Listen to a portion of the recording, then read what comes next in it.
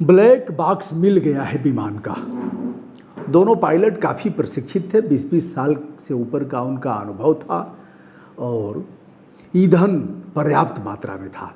दोनों इंजन कैसे फेल हो गए इससे लेकर के आज पूरा विश्व इस पर चर्चा कर रहा है। इसकी जांच न केवल भारतीय लोग करेंगे तकनीकी जांच, बल्कि अमेरिका और ब्रिटेन भी करेगा। मामला इंटरनेशनल स्तर का है।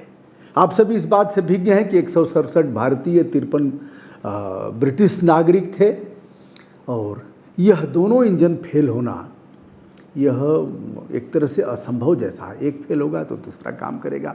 अगर पक्षियाँ चली जाती हैं इंजन में तो इंजन काम करना बंद कर देता है। आग लग जाती है भी एक सवाल यह भी है। तमाम ऐसे विशेषज्ञों से कहना चाहूँगा कि पक्षियाँ और इनका निदान नहीं हो पाया। जैसे आप, मेरा मोटा मोटा दिमाग है, उतनी पढ़ाई लिखाई हमारी नहीं है। कोहरे से बचाव के लिए हर बार ठंड में जब कोहरा पड़ता है तो ट्रेनें बंद हो जाती हैं। कोहरे के बचाव के लिए आज तक हमारे वैज्ञानिकों ने कोई इंस्ट्रूमेंट नहीं निकाला और कोहरे में ट्रेनें खड़ी हो जाती हैं, बंद हो जाएंगी। 10-10, 20-20 घंटे, 50 घंटा लेट हो जाएंगी ट्रेनें। अब एक बार हम यात्रा कर रहे थे, अहमदाबाद की ही यात्रा किए थे प्लेन से। तो जैसे ही वाराणसी से लाल बहादुर शास्त्री इंटरनेशनल एयरपोर्ट से हम अहमदाबाद सरदार वल्लभ भाई पटेल इंटरनेशनल एयरपोर्ट पर पहुँचे तो देखा कि वहाँ जो आगे का शीशा है जहाँ पायलट बैठते हैं, शीशा एक सीढ़ी लगा करके और उसको रगड़ रगड़ करके उससे साफ़ किया जा रहा है कपड़े से। तो हमने कहा भैया यही काम तो हम लोगों की गाड़ियों में भी होता है, ऐसे ही कपड़े से शीशा उसा साफ़ किया जाता है। और क्या ऐसे उड़ानों के मामले में जिसे हम अगर देखा जाए तो सबसे यह दुर्घटना मुक्त है। दुर्घटनाएं बहुत कम होती हैं। यह परिवहन में अगर देखा जाए तो यह सबसे अच्छा है, लेकिन अगर होगा तो फिर श्री राम नाम सत्य हो जाएगा। आइए साहब, हम ब्लैक बॉक्स के बारे में बताएंगे और हम बताएंगे टेक ऑफ से लैंडिंग तक क्या भूमिका होती है ब्लैक बॉक्स की। और फिर सबसे पहले सैल्यूट विश्वास कुमार को जो इसमें जिंदा बचे हैं, जिनकी जानें गई हैं। उसमें 12 क्रू मेंबर हैं, 130 पुरुष हैं, 114 महिलाएं हैं, 11 बच्चे हैं और 2 हमारे नवजात शिशु हैं। कुछ बच्चे गर्भ में भी रहे होंगे, उनका जोड़ घटाना तो होगा नहीं।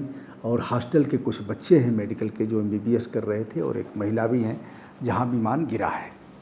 दोस्तों, अब यह बताने की आवश्यकता नहीं कि 1:38 पर वह रनवे पर चलता है और रनवे के बाद फिर उड़ान भरता है। जिसे उड़ान भरने का मतलब यह है कि जैसे ही उड़ान भरा और कुल मिलाकर के 30 सेकेंड का ही यह मामला रहा। 30 सेकेंड में सब कुछ हो गया। 30 सेकेंड में ही काम तमाम हो गया। एक कॉकपिट क्या है इसके बारे में हम बताने चल रहे हैं। और कॉकपिट की भूमिका क्या है? कॉकपिट है विमान को उड़ाने व नियंत्रित करने का एक नियंत्रण केंद्र है कॉकपिट।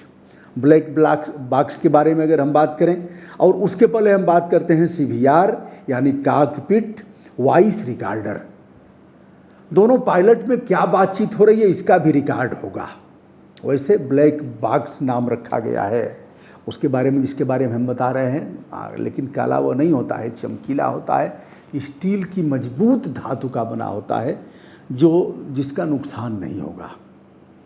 अब CVR है कॉकपिट वॉइस रिकॉर्डर है, रिकॉर्ड करेगा। और दूसरा है FDR या फ्लाइट डेटा रिकॉर्डर है। हमारे विमानों में सारी वह व्यवस्था की गई है जिससे कि यदि होता है इस तरह की घटना, विमान क्रैश हो जाता है तो वॉइस रिकॉर्डिंग है उसका, फ्लाइट का डेटा है, दुर्घटना विश्लेषण उसके आधार पर हम करेंगे और सेफ्टी इम्प्रूवमेंट भी करेंगे। यानी भविष्य में इस प्रकार की घटना न हो। हवा की गति को रिकॉर्ड करेगा, इंजन की स्थिति को रिकॉर्ड करेगा, ब्रेकिंग सिस्टम को रिकॉर्ड करेगा। और फिर ब्लैक बॉक्स के बारे में यदि हम बात करें जो मिल गया है, अब उसके बारे में पता लगेगा कि कारण क्या थे। अभी तक हम उस कारण पर नहीं पहुंच पाए हैं। 24 घंटे से अधिक का समय बीत चुका है। विमान का अत्यधिक महत्वपूर्ण सुरक्षा उपकरण है जो विमान की समस्त गतिविधियों को रिकॉर्ड करेगा। ये ऐसा उपकरण है। अब इसे कहाँ लगाया जाएगा, उसको पूंछ की तरफ लगाया जाता है जिससे कि वह सुरक्षित हो, ऐसा बताया जाता है।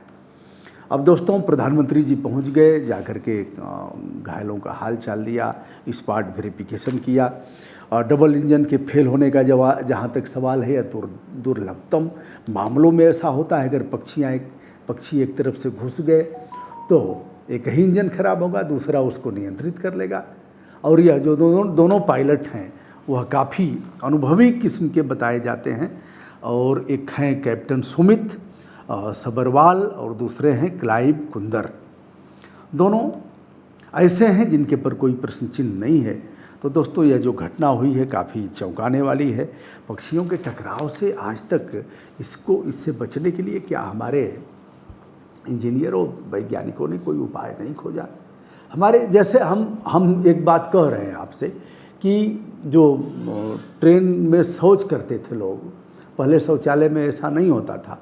काफ़ी प्रयास हमने किया, खूब लड़ाई लड़ा हूँ, सारे अभिलेख हमारे पास हैं। तो यह बात दिमाग में आती थी कि लोग शौच करते हैं, पटरियों पर जाता है, वहीं हम ट्रेन का इंतज़ार करेंगे 2-4 घंटे, 10 घंटे, 20 घंटे तक करेंगे।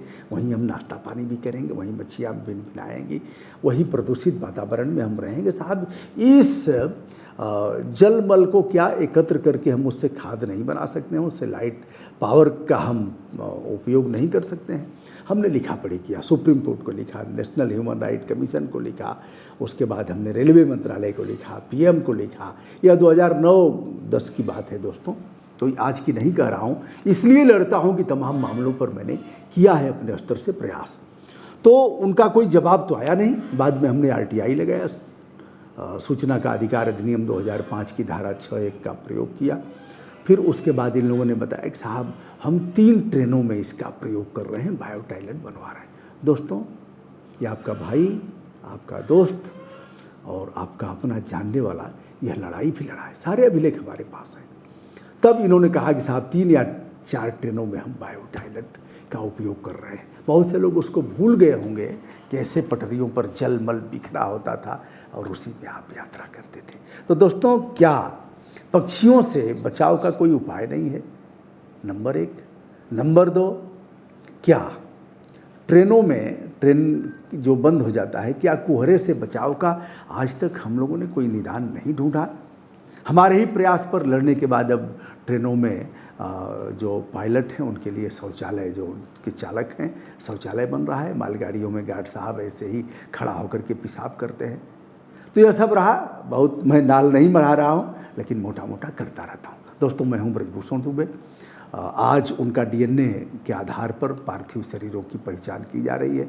अब उनका अंतिम संस्कार होगा। यह इंटरनेशनल मामला है, छोटा मामला नहीं है। दोस्तों, विनम्रता के साथ हमारा प्रणाम स्वीकार करें।